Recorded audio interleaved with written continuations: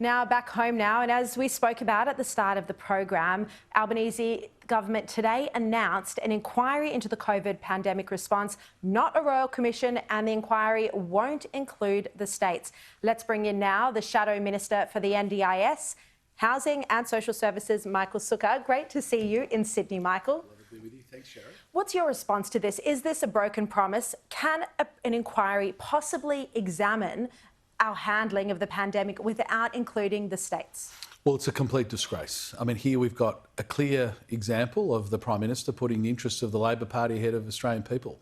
He's running protection for Labor premiers, premiers who made a host of shocking decisions during the pandemic, a number of decisions, even if you agree with, we should all agree should be examined, decisions that had a huge impact on the lives of citizens and had an enduring impact on the mental health and indeed the health of millions of Australians.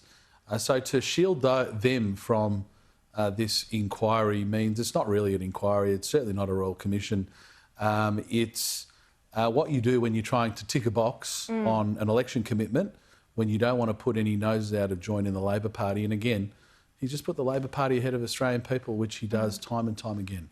Do you think the coalition will participate in this inquiry if it doesn't include the states? Well, look, I'm not sure. I think there's certainly an argument to say that you wouldn't want to lend credibility to some sort of process that is wholly inadequate. Equally, there's a good argument to say, well, you know, we should be trying to get to the bottom of a number of issues however we possibly can, and that would be in favour of participating. So, look, in the end, that'll be a call for our leader and relevant shadow ministers. But look, I mean, in the end, Anthony Albanese is trying to keep Labor premiers happy, and he's happy to put the Australian people second, and I think that is a disgrace.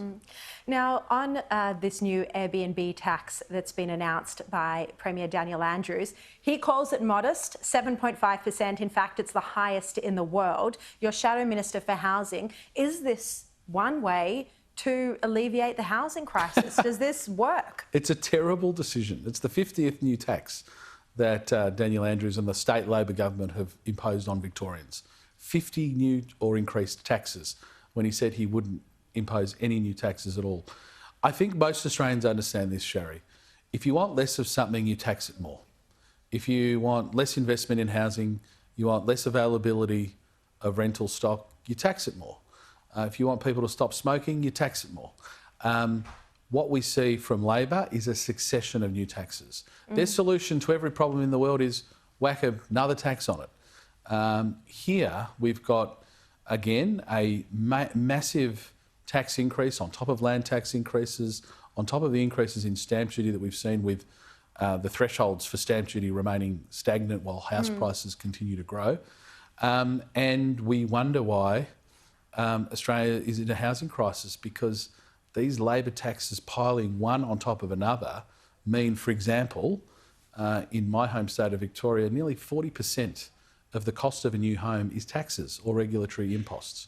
Here in New South Wales, it's more than 40%, nearly 44% are taxes and regulatory imposts. So this is clearly just another blunt instrument from the Labor Party to raise money so they can waste more money on things like the Commonwealth Games. Let's be frank, that's what it's all about. Find an excuse to raise some more money so Daniel Andrews can find some more weird ways to waste our money. Now, former Treasurer Josh Frydenberg today revealed that he's not going to be returning to politics, at least at the next election. He's been appointed the chairman of Goldman Sachs locally. A huge congratulations to him for this role.